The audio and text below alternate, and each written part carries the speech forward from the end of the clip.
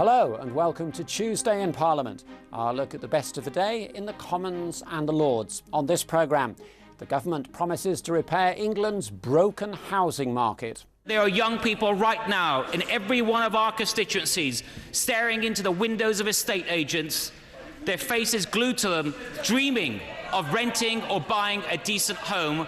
The Lord Speaker says the Commons Speaker didn't consult him before talking about whether President Trump should address Parliament. My view is that I will keep an open mind and consider any request for Mr Trump to address Parliament if and when it is made.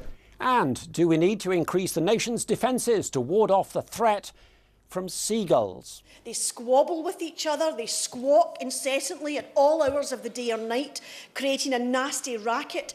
But first, the Communities Secretary, Sajid Javid, has unveiled the government's new housing strategy for England. He said house building needed to rise to 250,000 new homes a year, with local councils made to publish projections for house building in their areas, and developers forced to use or lose planning permission once granted. There'll also be extra protection for tenants. The Minister told MPs the housing market was broken. He started his statement to MPs with a jibe at the Speaker's expense. I had hoped, Mr Speaker, that this housing white paper would dominate the headlines this morning, but it seems that someone else has beaten me to it.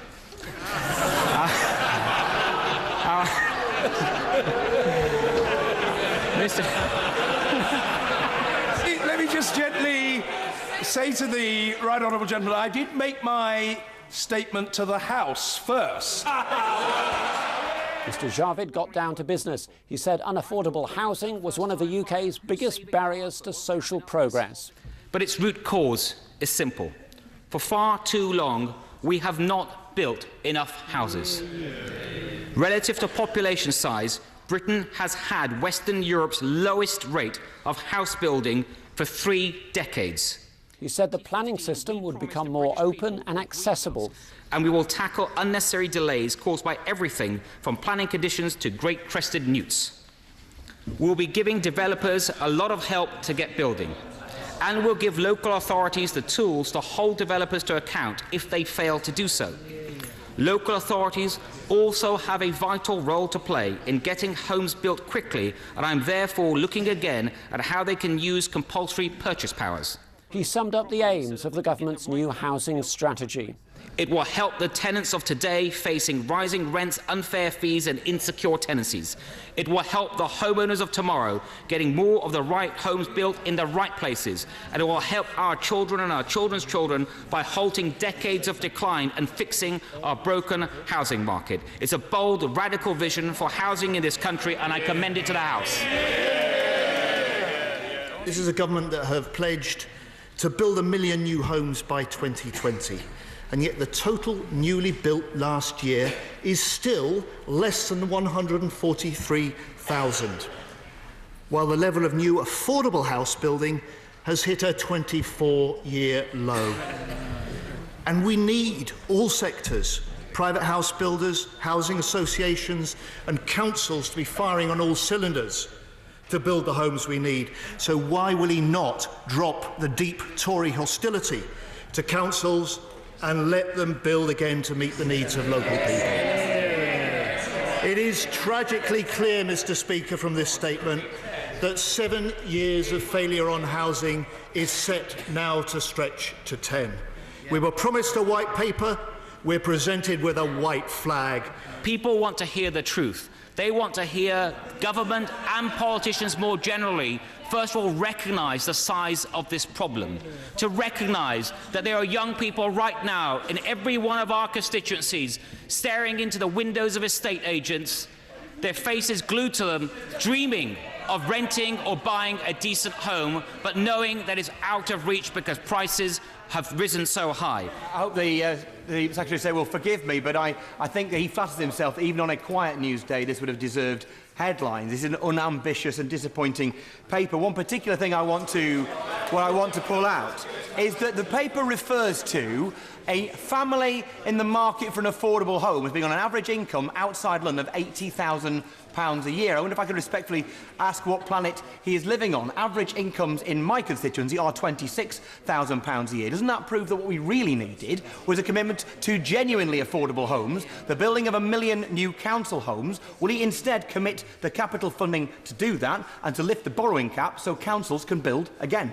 I'm pleased that the government has finally recognised that the housing market is broken, but I disagree with his prescription that supply is the only answer to this. In Manchester, we've built thousands of new homes. We've upgraded all the council homes to decent standards. But by far and away, the worst quality housing in Manchester is in the private rented sector. It is unfit for human habitation, infested, damp and dirty, and by and large is being paid for by the taxpayer through housing benefits. So when will the government intervene in this broken market? My Conservative-run Forest of Dean District Council is working hard to get its local plan in place. It gives out planning permissions to get new homes put in place. It gets frustrated when developers don't build them, and then the same developer puts in a speculative application and argues there's no land supply because they're not building their own houses. What more can the Secretary say? I welcome what's in the White Paper, but what more can he do to make sure that those developers build the houses? As his excellent housing minister said, people can't live in planning permissions, they need houses. Mr. Speaker, it's a very important point for my right honourable friend, is that, and he's quite right, that many local authorities will rightly get frustrated when they take those difficult decisions and they don't see the houses being built. Sajid Javid. The government has made clear that Parliament will get a say on the final draft Brexit agreement before it's voted on by the European Parliament. The announcement by the Brexit Minister, David Jones, was seen by some as a concession. Opposition MPs and some backbench Conservatives had wanted the Commons to have the power to send ministers back to the European negotiating table if the final terms were not good enough. The change of approach emerged as MPs continued the debate on the details of the EU Notification of Withdrawal Bill, the legislation that authorises ministers to start the process of divorce from the European Union. But the central theme of the case I will seek to make this afternoon is that a vote in this House must be before the deal is concluded. That is the dividing line that makes the real difference here. I can confirm that the government will bring forward a motion on the final agreement to be approved by both Houses of Parliament before it's concluded, and we expect and intend that this will happen before the European Parliament debates and votes on the final agreement. I hope that's of assistance. Ms Engel and Minister, I am very grateful for that intervention. That is a huge and very important concession about the process that we are to embark on. The argument I have made about a vote,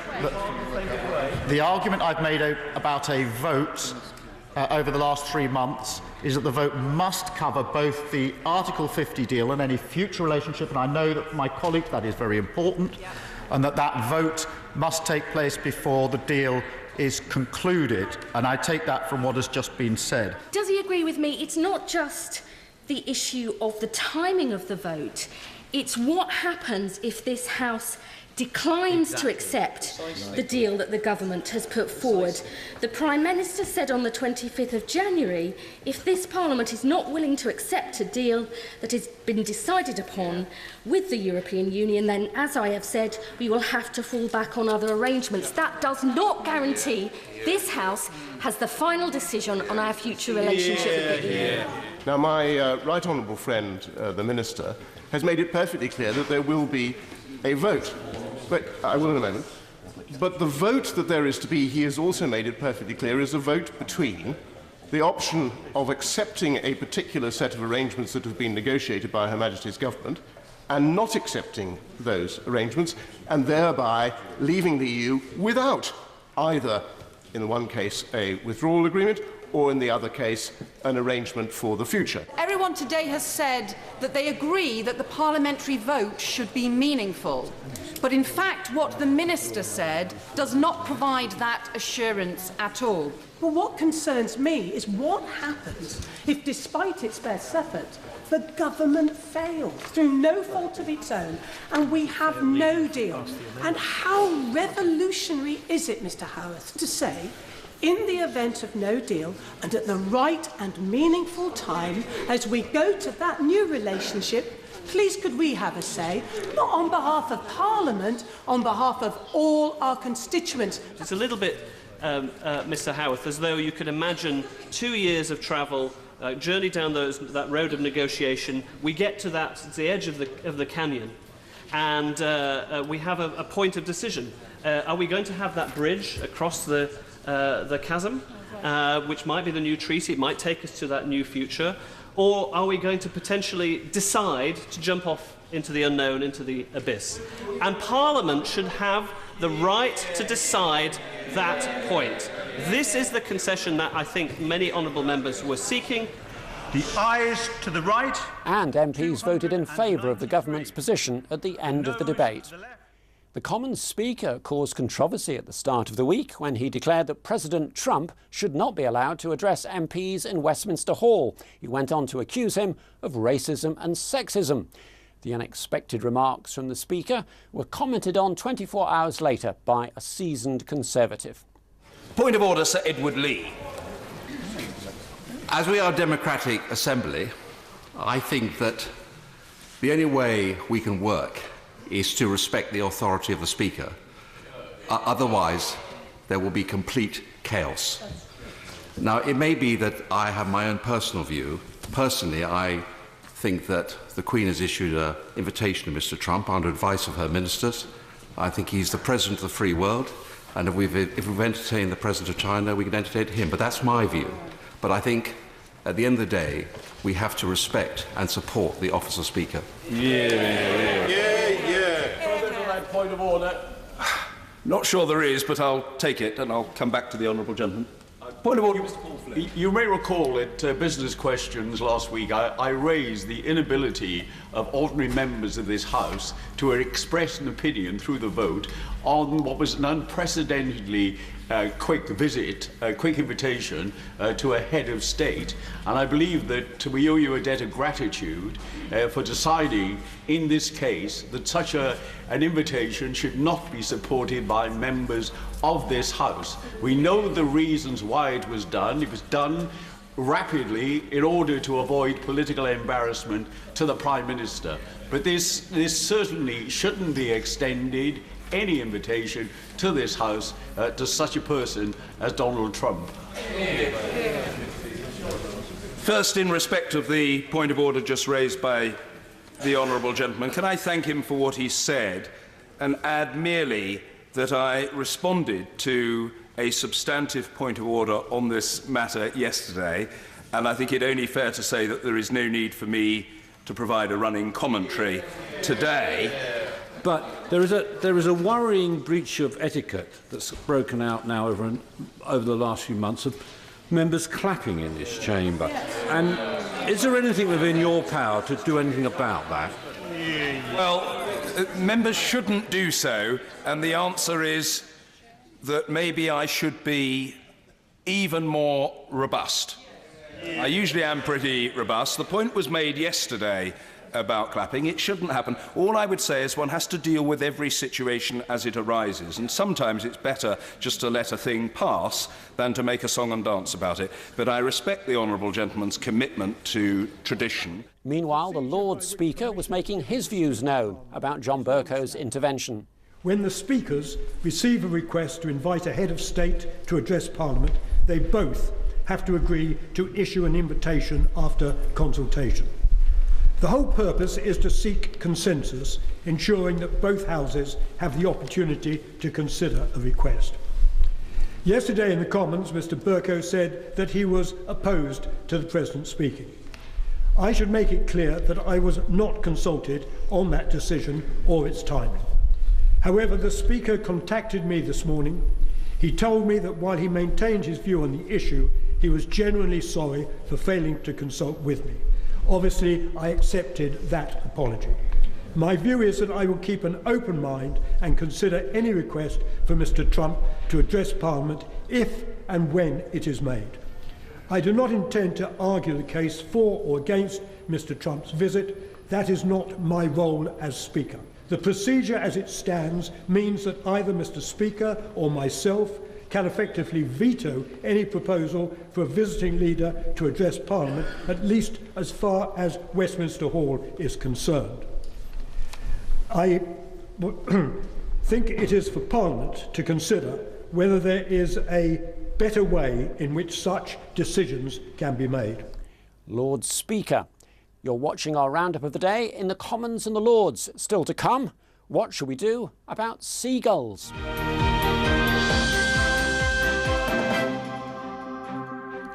The government's defended its treatment of interpreters who used to work with UK troops in Afghanistan. A Conservative member of the Defence Committee, which has been looking at what support is given to local people who've worked alongside the British, called it shabby. Rafi Hotak, a former interpreter who was injured in Helmand province and now lives in the UK, described how, if workers moved to different parts of Afghanistan, they would be seen as having backed the infidel forces. The perception all over the country for them is that they have served the infidel forces. They are the eyes and ears of the infidel forces. You move to a different location, they will still see you as a spy. What are you doing here? You flag up in a society where you don't belong to. I dealt specifically with a case that was brought to my attention by two military colleagues of mine who were still serving and felt rather constrained by this in terms of bringing it to the senior officer's attention. But this particular individual had worked with us and with the Americans. When the Americans had left, he'd gone back to his province in the east of the country, where he then received night letters, and then he had to leave his family. From there, he moved to Kabul. He attempted to access one of the schemes that we'd set up, but he fell outside the rather tight and over-tight boundaries that were shown. Hundreds of applications that have been granted to people under the redundancy scheme to come here. But as I understand it, there's only been a single application, or maybe that's gone up a bit, of people who have applied to come to the UK under the intimidation scheme. And it's the intimidation scheme that we are most worried about, because our main concern has to be that people who helped us are now being left to dangle and twist in the wind. In terms of the numbers of people who've applied for the intimidation scheme, it's about 400, of whom about 30 have been granted money to relocate in Afghanistan, and of whom one or two, depending on how you define one, who is a Foreign Office LEC, who've been accepted for visa applications to come back to UK. How many of those who applied under the intimidation scheme wanted to come to the UK? How many asked to come to the UK, and how many were turned down? Probably the vast majority wanted to come to UK. I mean, it's probably unfair to say turned down. What we do is look at what is required to manage the threat against them. In some cases, their concern is quite generic. It's about instability in Afghanistan. It's about a desire for a better life somewhere. In some cases, it's an absolutely specific threat, which we will address. And in some cases, that is met by changes in work pattern. We may change their base. In some cases, it's met by relocation to another part of Afghanistan. I'm not in any way saying that everybody that applies is saying, well, economically they'd be better off here, and so we could do this. But it's fully investigated by trained officers to actually see whether the intimidation is there.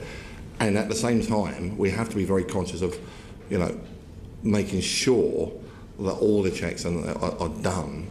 Now, given, in my opinion, how shabby we've treated our Afghan interpreters, do you think on future operations that's going to severely impede our ability to recruit locals to do the interpreting job of British forces? That we have, I would have probably have assumed that. But actually, because of where we pay very well, there's a good contract to have with us, even under the new schemes going forward, we have no shortage, interestingly enough, of people that want to work with us in interpreters and in the other trades. For too long, the European Union has been marching valiantly towards 1970. The phrase of the business leader and former Trade Minister Digby Jones, now Lord Jones. He told a committee of MPs weighing up Britain's trade options after 2019 that when it came to trade, the EU had been much too inward-looking.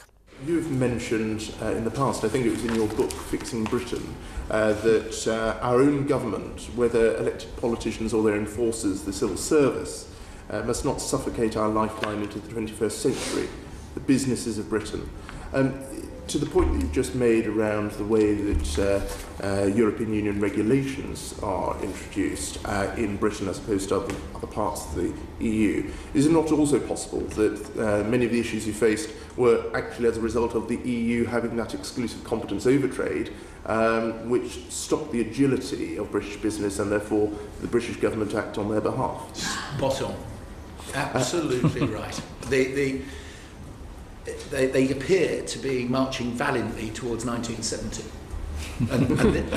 And this is Asia's century. You know, this is Asia's time. And whether you're Mercosur or the US, or NAFTA for that at the moment, whether you're Britain in or out of the EU, wherever you are, you have got to be globally competitive in a value-added economy in Asia's time. So, in a way, if Britain's exit can put that wake-up call into Brussels to bring about the reform that if only it had reformed, Britain would probably have voted to stay in, then that'll be a good thing. And I come back to the point, this is about an unemployed kid in Athens having no chance of a job because the whole ideology is not globalised, it's looking inwards. And one thing Britain has always done, in how any political party in power, doesn't matter, they've always been globally aspected. They've always had an open market, and they've always wanted to trade with the world. And the one thing that being a member of the EU has not allowed us to do is do the best deal for a kid in Manchester, because we've had to do what Brussels has said. Lord Jones. A Labour MP says that she is ashamed to live in a country where unexpected deaths of mental health patients is on the rise. Monday night's Panorama programme on BBC TV revealed how an increase in deaths of such patients had coincided with cuts in numbers of psychiatric beds. At Health Questions in the Commons, the former Shadow Health Minister, Luciana Berger, said no one should lose their life in such circumstances. Members across this House might have seen that Panorama programme last night, and frankly it was shocking and disgusting. And I'm ashamed to live in a country where in the past year there's been over 1,000 more unexpected deaths under the care of our Mental Health Trust. That is not a reflection of a country that cares equally about mental health as it does about physical health. And in spite of what the Secretary of State just told us, the money he talks about is not getting to where it is intended. What is he actually going to do to ensure that no person in our country, not one single person, should lose their life because they have a mental health condition and they're not being treated properly? Well, let me start by saying I agree with her. There is a huge amount we need to do to improve mental health provision in this country. But let me also say to her that a huge amount has been done and is being done. We are now, as she knows, seeing 1,400 more people every day with mental health conditions. We are committing huge amounts of extra money into mental health provision, and we are, I think, becoming a global leader in mental health provision, certainly according to the person who is in charge of the Royal College of Psychiatrists. And I think we have to support the efforts that are happening in the NHS, because I think we are one of the best in the world. Jeremy Hunt. Now, once upon a time, they were a harmless feature of a relaxing day by the sea, but have they now become too much of a curse of modern-day living? A recent study says Britain's seagull population has quadrupled in just 15 years. But are they getting not just more plentiful, but more aggressive? Time for a parliamentary debate on what to do about seagulls. A coastal MP explained why things are getting serious. My local newspaper, the Plymouth Herald, ran a story last summer titled "Plymouth will belong to seagulls this summer, but this is how you can avoid them." We see photos in the press of a pensioner with a large cut to her scalp. We read stories about a diving seagull killing a pet dog.